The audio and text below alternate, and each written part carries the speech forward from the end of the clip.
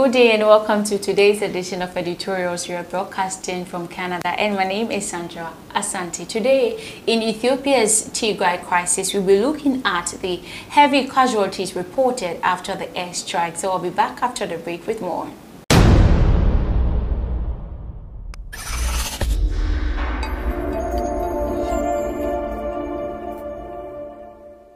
You're welcome back from the break. Thank you so much for staying with me. Dozens of people have reportedly been killed or injured after Ethiopia's Air Force bombed a market in the northern region of Tigray.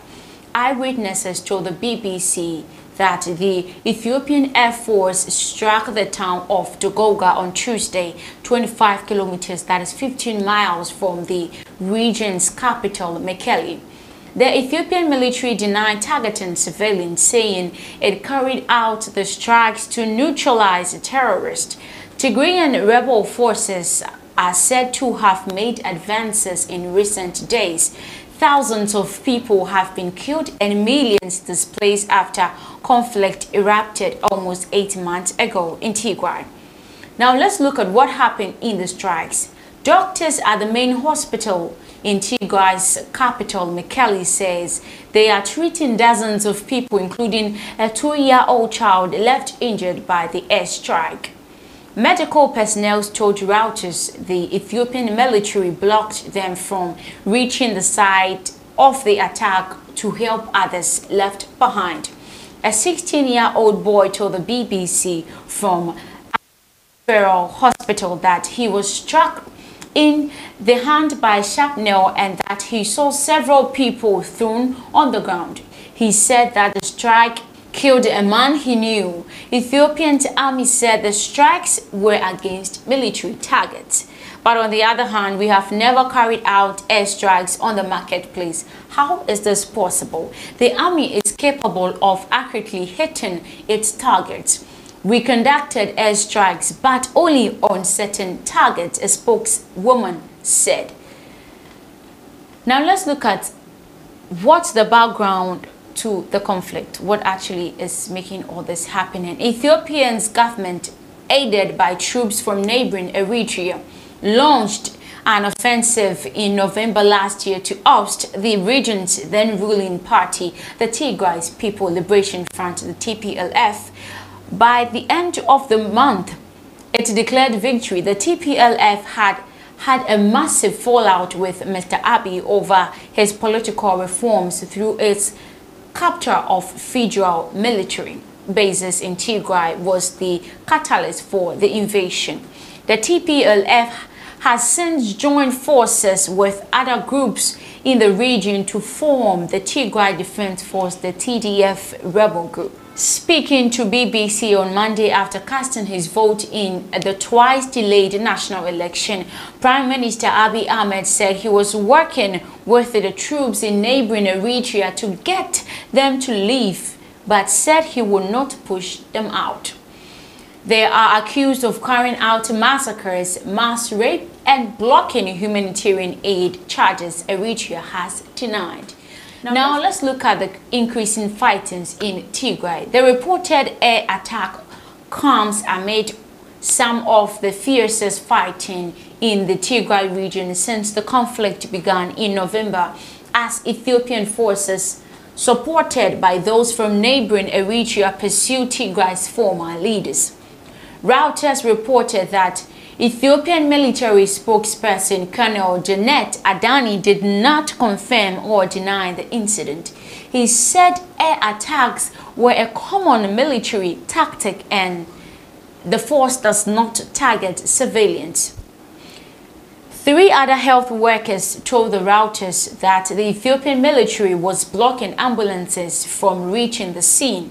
Wounded patients, on the other hand, being treated at the Mekelle's Adia hospital told health workers that a plane dropped a bomb on Togoga's marketplace. That's quite sad there.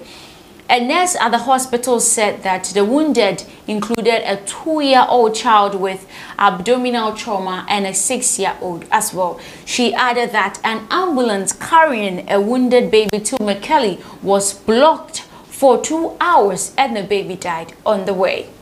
Hailu Kebede, Foreign Affairs head for the Salsi Wayani Tigray opposition party and who comes from Togoga, told AP that one fleeing witness had counted more than 30 bodies and other witnesses were reporting more than 50 people killed. It was horrific, said an official for an international aid group who told the AP he had spoken with a colleague and others at the scene. We don't know if the jets are coming from Ethiopia or Eritrea.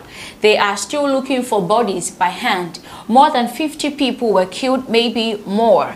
Witnesses said several more ambulances were turned back later in the day and on Wednesday morning, but one group of medical workers reached the site on Tuesday evening via a different route.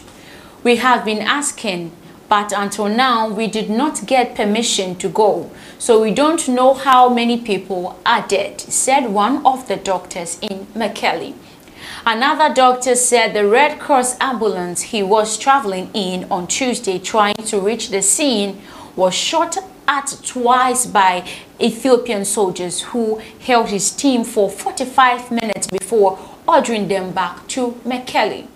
We are not allowed to go, he said. They told us whosoever goes, they are helping the troops of the TPLF.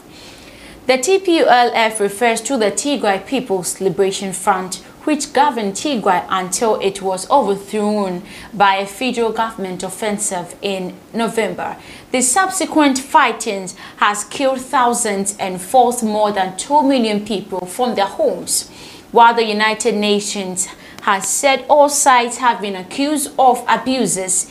Ethiopian and Eritrean soldiers have been repeatedly accused by witnesses of looting and destroying health centers across Tigray and denying civilians access to care. This month, humanitarian agencies warn that 350,000 people in Tigray are facing famine. Aid workers have said they have been repeatedly denying access to several parts of the region by soldiers. The government of Prime Minister Abiy Ahmed says it has nearly defeated the rebels. We don't know if that one is true though, but forces loyal to the TPLF recently announced an offensive in parts of Tigray and have claimed a string of victories. Thank you so much for watching today's edition of editorials. My name is Sandra Asante. Do have a great day.